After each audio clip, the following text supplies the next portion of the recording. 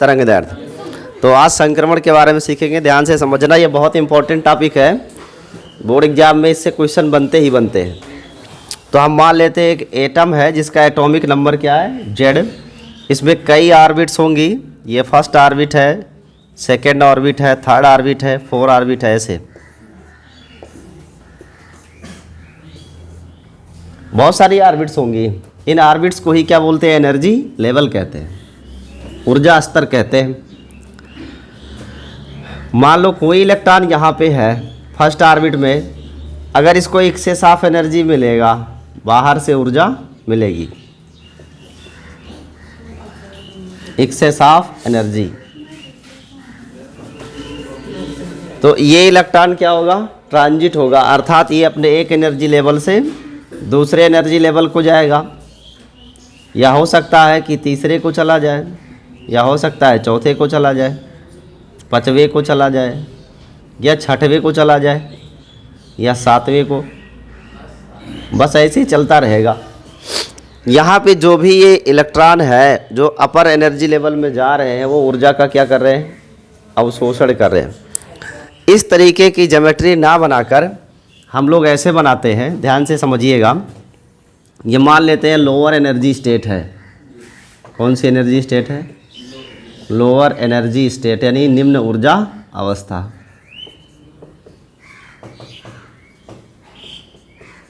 निम्न ऊर्जा अवस्था। और इसके बाद कई ऊर्जा अवस्थाएं होंगी।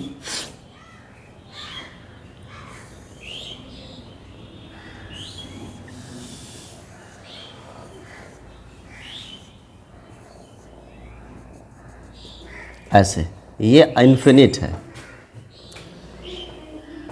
ठीक है। सबसे निम्न ऊर्जा अवस्था यही है। इसके बाद जो है वो इसके सापेक्ष सब ऊर्जा अवस्थाएं क्या है, उच्च है। कोई इलेक्ट्रॉन निम्न ऊर्जा अवस्था में है और इस इलेक्ट्रॉन को बाहर से ऊर्जा मिले, इस इलेक्ट्रॉन को बाहर से ऊर्जा मिल रही है, एक्सटर्नल एनर्जी। और ये एक्सटर्नल एनर्जी का फॉर्मेट क्या हो सकता है, ये एक्सटर्नल एनर्जी हीट भी हो सकती है, लाइट भी हो सकती है, इलेक्ट्रिसिटी भी हो सकती है, मैग्नेटिज्म भी हो सकता है, ग्रेविटी भी हो सकती है, कुछ भी हो सकती है। कहीं से भी इसको एनर्जी मिलनी चाहिए। जब ये एक्सेस ऑफ एनर्जी इसको मिलेगी तो ये अपने लोअर एनर्जी स्टेट से हायर एनर्जी स्टेट में ट्रांसफ़र हो जाएगा। अब डिपेंड करता है कि कितना एक्सटर्नल एनर्जी मिला है। ज़्यादा एनर्जी मिलेगा तो ज़्यादा हायर लेवल पे जाएगा, कम एनर्जी मिलेगा कम हायर लेवल पे जाएगा, यानी लेकिन अपनी ऑर्बिट तो छोड़ेगा ही।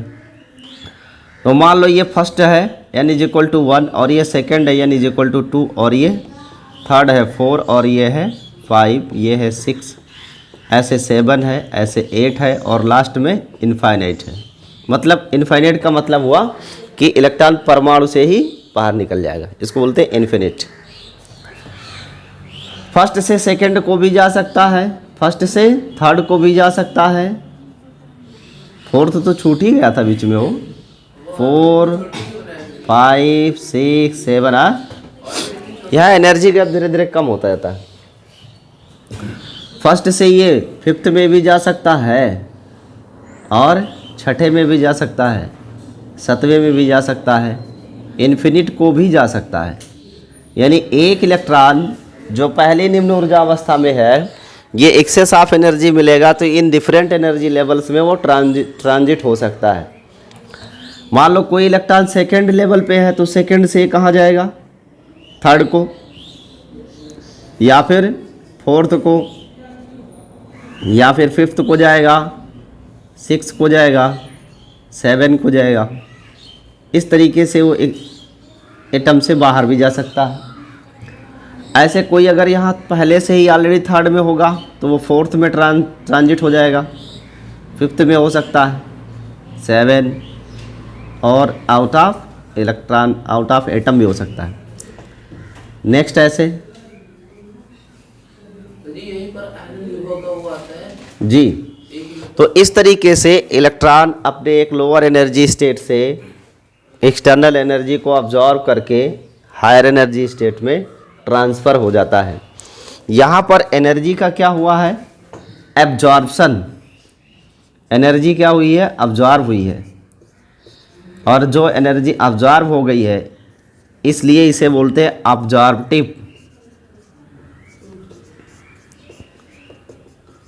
ट्रांजिशन। हिंदी में बोले तो अवशोषण संक्रमण, अवशोषण संक्रमण। अकॉर्डिंग टू नील्स बोहर, जब ये इलेक्ट्रॉन ऊर्जा का अवशोषण करते हैं तब इनमें से फोटानों का उत्सर्जन होता है, लेकिन अवशोषण करके हायर में जाते समय नहीं। हायर एनर्जी स्टेट में केवल वो 10⁸ सेकंड तक रुकेगा, फिर वहाँ से लोअर एनर्जी स्टेट को वापस आएगा। जब वापस आता है तब फोटानों के रूप में ऊर्जा का उत्सर्जन करता है। ये नील बोहर का स्टेटमेंट है। तो उस इमिशन ऑफ इलेक्ट्रॉन्स को बनाते हैं। ध्यान से देखिएगा इस सेकंड पार्ट में।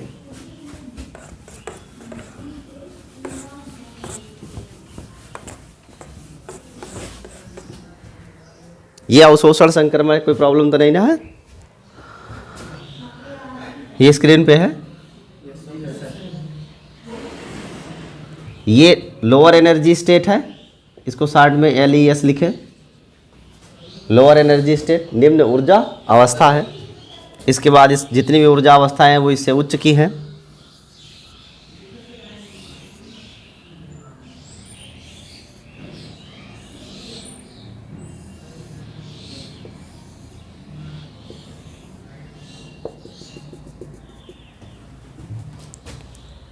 ये पहली ऊर्जा अवस्था है, n बराबर 1, n बराबर 2, n बराबर 3, 4, 5, 6, 7, 8, 9 और लास्ट में इनफाइनाइट।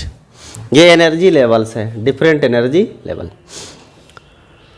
किसी भी एनर्जी लेवल की जो एनर्जी होती है ना वो ऐसे लिखते हैं, फॉर्मूला होता है एक एनर्जी का, E = -13.4 by n² electron volt, ऋण 13.4/n² इलेक्ट्रॉन वोल्ट। आप n का वैल्यू यहाँ पुट करते रहिए, first orbit, second orbit, third orbit, fourth orbit. जैसे n की वैल्यू 1 2 3 4 5 आप यूज़ करोगे, कितनी एनर्जी है उस ऑर्बिट की वो आपको पता लग जाएगी। ठीक है। अब हो क्या रहा है यहाँ पे कि कोई इलेक्ट्रॉन अपने हायर एनर्जी स्टेट से सबसे निम्न ऊर्जा अवस्था यानी फर्स्ट एनर्जी स्टेट में आ रहा है, एकदम लोअर एनर्जी स्टेट में। हो सकता है कि ये उससे और कहीं दूसरे ऑर्बिट से अपने इस इनिशियल स्टेट में वापस आ रहा हो। नेक्स्ट से भी आ सकता है ऐसे, फिर नेक्स्ट। इसको थोड़ा स्केल से आप खींचोगे ना पटरी से तो ये अच्छा बनेगा।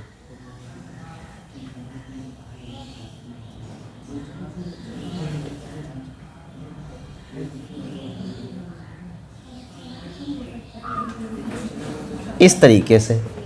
तो एक इलेक्ट्रॉन जो परमाणु जो इस समय उत्तेजित अवस्था में है उसका इलेक्ट्रॉन अपने हायर एनर्जी स्टेट से अब वापस कहाँ आ रहा है, लोअर एनर्जी स्टेट में। और जब हायर से लोअर में आएगा तो ऊर्जा का उत्सर्जन करता है, किस रूप में, फोटॉन्स के रूप में। तो यहाँ जनरेट होंगे क्या, फोटॉन्स।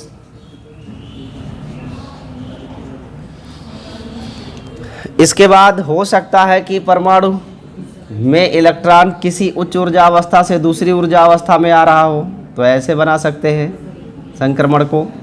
यहाँ भी फोटानों के रूप में ही ऊर्जा का उत्सर्जन होगा ऐसे। या हो सकता है किसी हायर एनर्जी स्टेट से तीसरे एनर्जी स्टेट में उत्तेजित अवस्था समाप्त होती है परमाणु की, यानी इलेक्ट्रॉन थर्ड में आ रहा हो तो भी ऊर्जा का उत्सर्जन करेगा। हो सकता है पांचवी से चौथी एनर्जी स्टेट में वापस आ रहा हो, छठवीं से चौथी में आ रहा हो, या किसी भी ऊर्जा अवस्था से चौथी में यह ट्रांजिट हो रहा है। हो सकता है किसी भी उच्च ऊर्जा अवस्था से पांचवी में ट्रांजिट हो जा रहा हो, ऐसे तो ट्रांजिशन ही होना है। ठीक है। देखो, अगर उत्तेजित अवस्था में परमाणु के कोई इलेक्ट्रॉन किसी भी उच्च ऊर्जा अवस्था से एकदम पहले वाली निम्न ऊर्जा अवस्था में आ रहा है तो ये फोटानों का उत्सर्जन करेगा।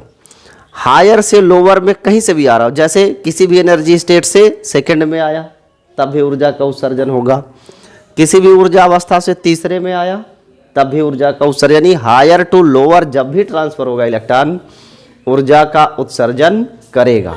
ठीक है, इन सभी को ऑब्जर्व करने वाले व्यक्तियों का स्पेशल नाम है। जैसे पहले ऑर्बिट के लिए जिस व्यक्ति का नाम है लाइमन, और इस स्पेक्ट्रम में जितनी भी आपको श्रेणियां मिलती हैं उसे लाइमन श्रेणी कहते हैं। जब दूसरे ऑर्बिट में यानी द्वितीय ऊर्जा अवस्था में इलेक्ट्रॉन ट्रांसफर होता है, इसका अध्ययन किया था वामर ने, इसीलिए इस ऊर्जा अवस्था से उत्पन्न सभी तरंगदैर्ध्यों के समूह को बामर श्रेणी कहते हैं। तीसरे वाले ऊर्जा स्तर का अध्ययन किया था पाश्चन ने, इसीलिए इस स्पेक्ट्रम के लिए सभी तरंगदैर्ध्यों के समूह को पाश्चन श्रेणी कहते हैं। चौथे का ऑब्जर्वेशन किया था ब्रैकेट ने, यस, इसलिए इसको ब्रैकेट श्रेणी बोलते हैं। और पांचवें ट्रांजिशन का ऑब्जर्वेशन किया था फुंड ने, इसलिए इस संक्रमण को फुंड श्रेणी का संक्रमण कहते हैं। इसके बाद और भी रूमर श्रेणी है, बहुत सारे ऑब्जर्वेशन है बट और नहीं लेना, हमें सिर्फ इतना समझना है। इसमें से जो बामर श्रेणी है ये दृश्य भाग में आती है। किस भाग में? दृश्य भाग। और लाइमन परावैगनी में आता है। बाकी ये तीन इंफ्रारेड में आते हैं जिसे अवरक्त विकिरण कहते हैं। अवरक्त, अवरक्त, अवरक्त समझते हो ना? अवरक्त विकिरण नहीं समझते? क्यों मजाक कर रहे हो?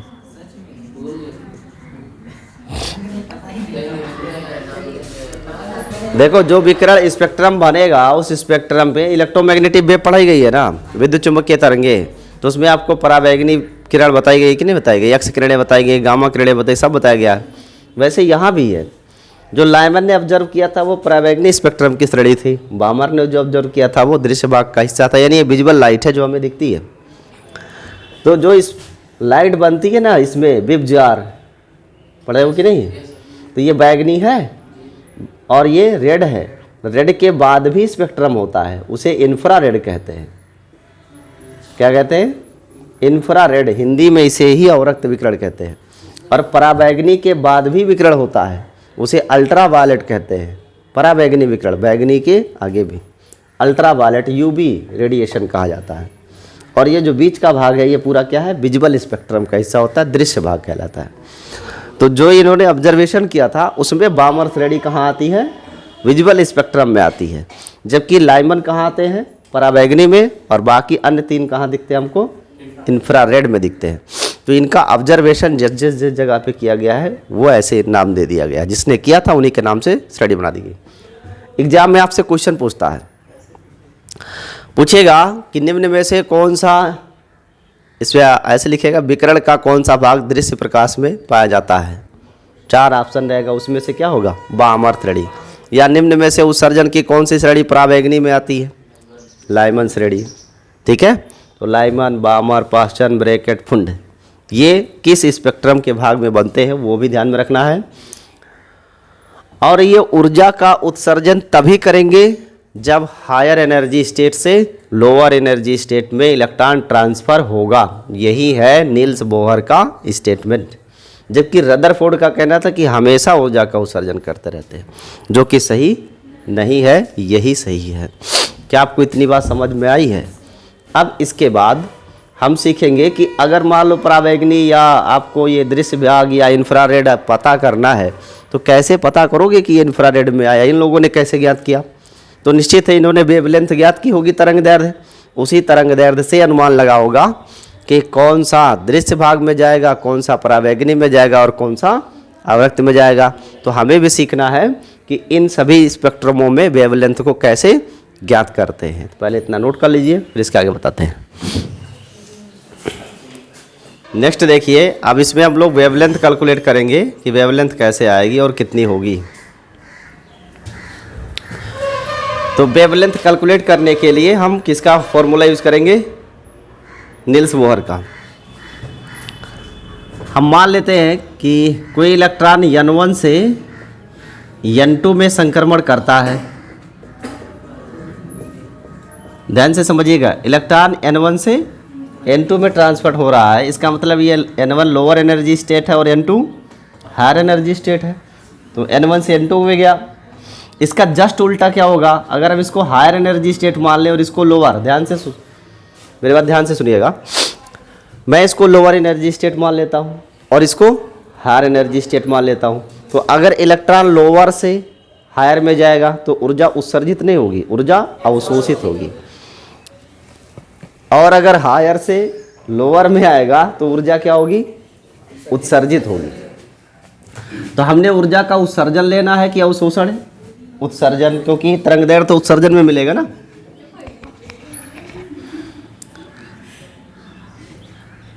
ऊर्जा ई के लिए फॉर्मूला हम लोग पढ़े थे कल, निगेटिव, जरा बोलिए तो पूरा formula.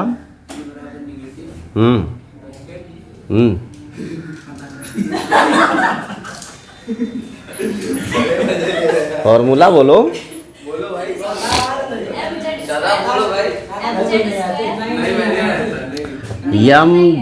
Yama Z square E power 4 by 8 epsilon not square H square into 1/n square. यही एनर्जी का फॉर्मूला है, ठीक है? ये एनर्जी का फॉर्मूला है।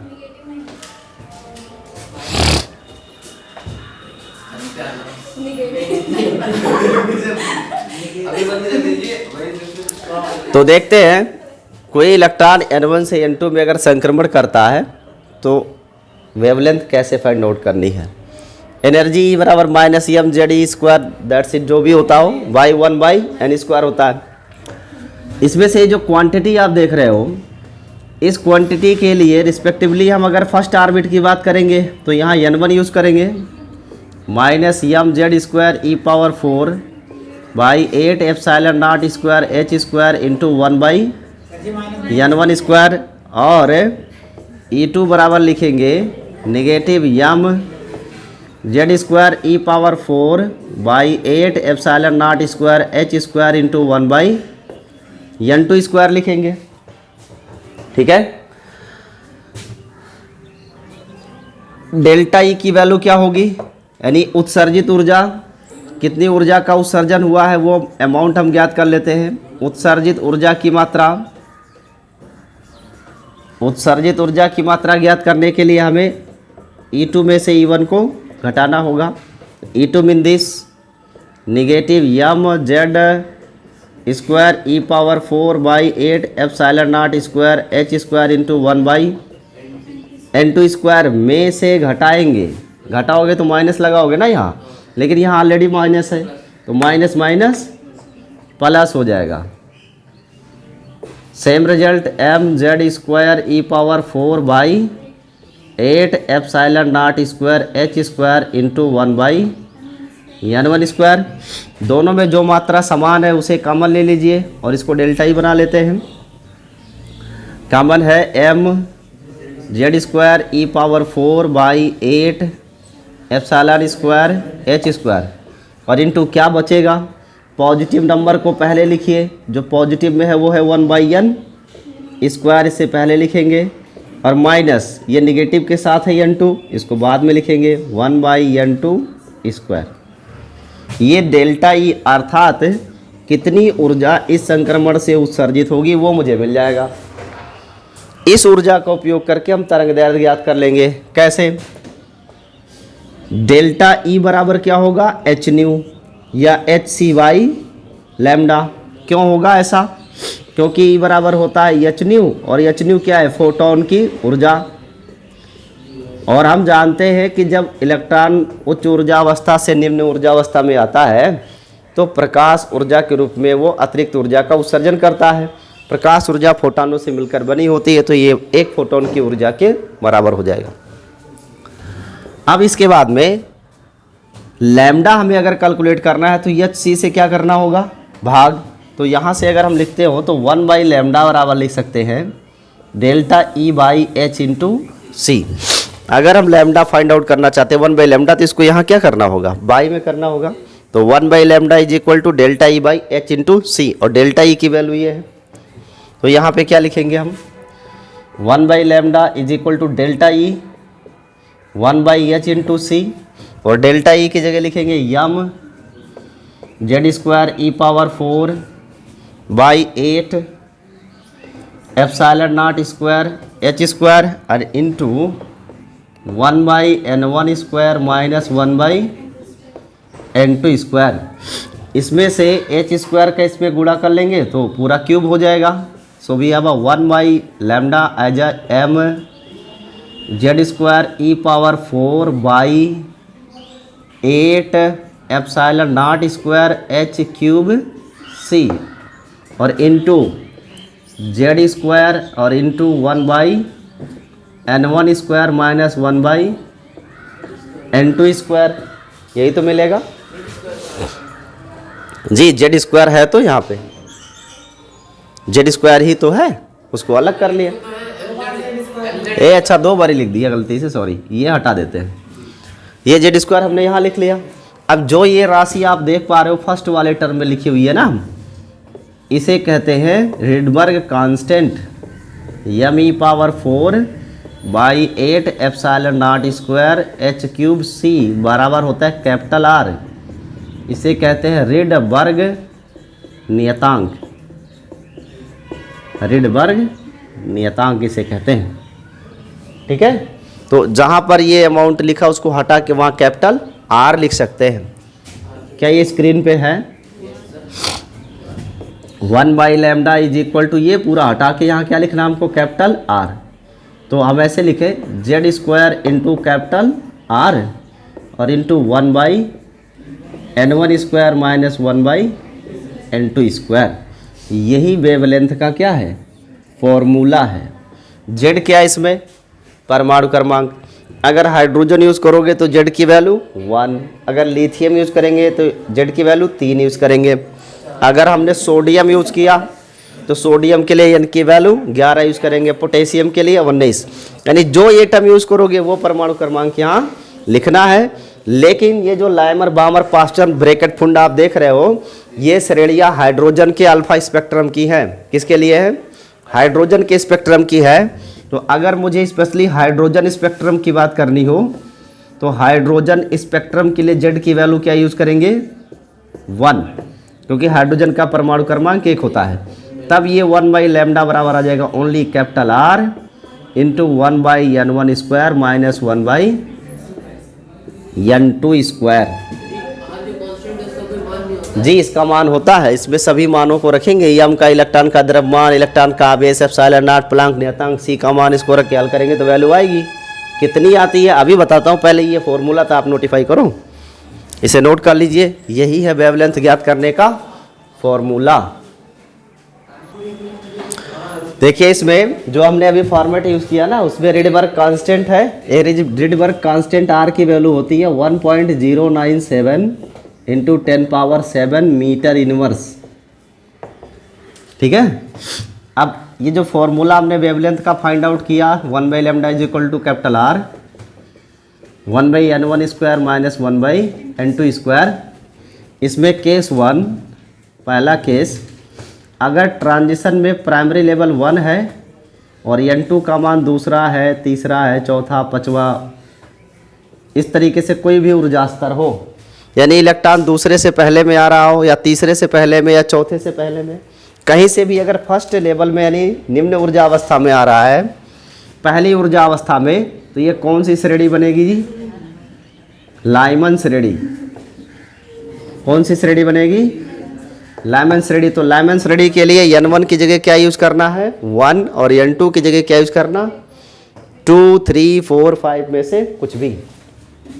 एक क्वेश्चन बनता है कि मैक्सिमम वेवलेंथ कब मिलेगी और मिनिमम वेवलेंथ कब मिलेगी। तो अगर हम एक हायर एनर्जी स्टेट जिसमें एनर्जी गैप ज़्यादा हो, ज़्यादा एनर्जी गैप होगी तो वेवलेंथ ज़्यादा होगी कि कम एनर्जी गैप पे वेवलेंथ ज़्यादा होगी? वेवलेंथ बड़ी कब होगी और वेवलेंथ छोटी कब होगी? तो यहाँ पे आप ध्यान दीजिए, अगर मैं इस n1 की वैल्यू बढ़ा दूँ, n1 की वैल्यू बढ़ा दूँ और n2 की वैल्यू को कम कर दे, तो ऐसे में लैम्डा की वैल्यू क्या होगी? 1/जस्ट अपोजिट रिलेशन की वजह से मैं लिख ही देता हूँ यहाँ पे, ध्यान देना। n1 की जगह क्या प्रयोग करेंगे? 1, और n2 की जगह क्या प्रयोग करेंगे? सीधा सेकेंड आर्बिट 2, तो 2 का स्क्वायर करोगे तो यहाँ क्या मिलेगा? 4। तो यहाँ से लैम्डा की वैल्यू आ जाएगी 4 1 कम 4,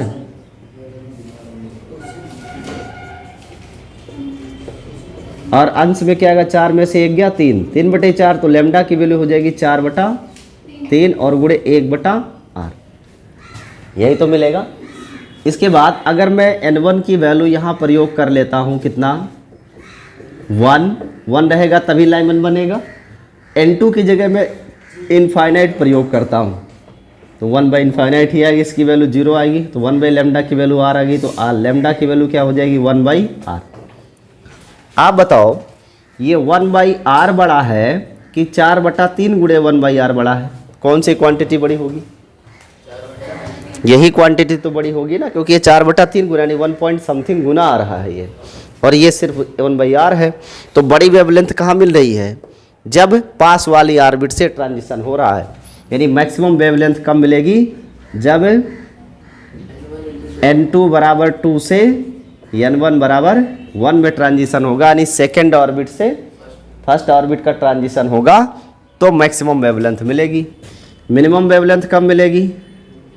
जब यहाँ पर n2 को लेंगे इनफाइनाइट और n1 को लेंगे 1, तब हमको मिलेगी मैक्सिमम के मिनिमम वेवलेंथ मिलेगी। यस, तो लाइमन श्रेणी की जो मैक्सिमम है बड़ी तरंग दैर्ध्य और जो मिनिमम है वो कितनी है? एक है 1216 और एक है 912। 1216 और 912, यानी बड़ी वेवलेंथ यहाँ पे आएगी 1216 एंगस्ट्रॉम और छोटी तरंग दैर्ध्य आएगी 912 एंगस्ट्रॉम। एग्जाम में कई बार बोर्ड परीक्षा में पूछता है कि लाइमन श्रेणी की सबसे बड़ी तरंग दैर्ध्य का मान कितना होता है? 1216 एंगस्ट्रॉम, और बड़ी तरंग दैर्ध्य तब मिलती है जब ट्रांजिशन n2 से n1 यानी सेकेंड ऑर्बिट से फर्स्ट ऑर्बिट में होगी। और मिनिमम वेवलेंथ कितनी होती है? 912 एंगस्ट्रॉम, लेकिन ये तब मिलता है जब इनफाइनाइट से फर्स्ट एनर्जी में ट्रांसफ़र होता हो इलेक्ट्रॉन। तो ये लाइमन श्रेणी की बात है। ऐसे ही बामर श्रेणी के लिए क्या लिख सकते हैं भाई? केस नंबर 2, n1 की जगह क्या प्रयोग करेंगे? 2, यानी ये जो आप देख पा रहे हो, अगर कहीं से भी परमाणु का इलेक्ट्रॉन कहीं से भी ट्रांजिट होकर फर्स्ट में आ रहा है तो वो कौन सी श्रेणी के लिए है? लाइमन। अब बामर कहाँ से होगा? कहीं से भी सेकेंड लेवल में आना चाहिए। तो n1 की वैल्यू 2 बट n2 की value 3, 4, 5 dot dot infinite use कर सकते हैं। यहाँ पे ट्रांजिशन हो सकता है ऐसे संक्रमण, ये श्रेणी बनेगी बामर श्रेणी। और बामर श्रेणी स्पेक्ट्रम के किस भाग में मिलती है? दृश्य भाग में, जबकि लाइमन श्रेणी स्पेक्ट्रम के पराबैंगनी भाग में मिलती है। एग्जाम में 1 नंबर वाले बहुत प्रश्न इसमें से पूछे जाते हैं कि लाइमन श्रेणी स्पेक्ट्रम के किस भाग में मिलती है? पराबैंगनी भाग में। मैक्सिमम वेवलेंथ कब मिलेगी? जब क्लोज वाले ऑर्बिट में ट्रांजिशन होगा। मिनिमम कब मिलेगी? जब ज़्यादा फॉर यानी ज़्यादा डिस्टेंस वाले पे ये ऐसे होगा ट्रांजिशन। इसके बाद में बामर श्रेणी के लिए भी वही चीज़ें कैलकुलेट करनी है कि इसकी मैक्सिमम और मिनिमम वेवलेंथ कब मिलेगी। तो हमें मालूम है मैक्सिमम वेवलेंथ तब मिलेगी जब थर्ड से सेकेंड ऑर्बिट का ट्रांजिशन होगा, और ये मैक्सिमम वेवलेंथ कितनी होगी वो भी याद रखना चाहिए हमें। और मिनिमम वेवलेंथ कब मिलेगी? जब इनफाइनाइट से सेकेंड ऑर्बिट में ट्रांजिशन होगा। तो सेकंड ऑर्बिट के ट्रांजिशन के लिए हमेशा कौन सी श्रेणी मिलेगी? बामर श्रेणी। बामर श्रेणी के लिए सबसे छोटी जो तरंगदैर्ध्य है, बड़ी तरंगदैर्ध्य वो 65-63 है और छोटी 36-46 है। 65-63 एंगस्ट्रॉम बड़ी है और 36-46 छोटी तरंगदैर्ध्य है। तो वामर श्रेणी की सबसे बड़ी तरंगदैर्ध्य 65-63 एंगस्ट्रॉम और सबसे छोटी तरंगदैर्ध्य 36 और 46 एंगस्ट्रॉम है। इसके बाद में नेक्स्ट और एक श्रेणी है जिसका नाम क्या है? पाश्चन श्रेणी, केस 3। पाश्चन श्रेणी कब मिलेगी भाई? पाश्चन तब मिलेगा जब ट्रांजिशन कहाँ होगा? थर्ड वाले ऑर्बिट में, ठीक है। यानी N1 की वैल्यू 3 रहेगी जबकि N2 की वैल्यू 4, 5, 6 डॉट डॉट इन्फिनिट कुछ भी हो सकता है। यहाँ जब संक्रमण होगा तो इससे हमको मिलेगा पाश्चन श्रेणी। स्पेक्ट्रम में पाश्चन श्रेणी मिलेगी और पाश्चन श्रेणी हमेशा किस भाग में मिलता है? स्पेक्ट्रम के अवरक्त भाग में, इंफ्रारेड में मिलेगा। इसकी भी मैक्सिमम वेवलेंथ कब मिलेगी और मिनिमम वेवलेंथ कब मिलेगी? मैक्सिमम तब मिलेगा जब चौथे से तीसरे ऑर्बिट का संक्रमण होगा, यानी N2 की वैल्यू 4 और N1 की वैल्यू 3, और मिनिमम तब मिलेगा जब इनफाइनाइट से तीसरे ऑर्बिट में ट्रांजिशन होगा। ये मैक्सिमम कितना होता है और मिनिमम कितना होता है ये भी हमें पता होना चाहिए। तो इसे हम लिखेंगे, जो पाश्चन श्रेणी की वेवलेंथ है मैक्सिमम मिनिमम, वो उसे आप कैलकुलेट कर लीजिएगा। इसको इतने पे आज ख़त्म कर देते हैं, ठीक है। ऐसे ब्रैकेट के लिए भी यूज़ करेंगे और फुंड के लिए भी। दैट्स ऑल, आज के लिए इतना ही। एग्ज़ाम में पूछा गया तो ज़रूर बताइएगा। चैनल सब्सक्राइब जरूर करिए।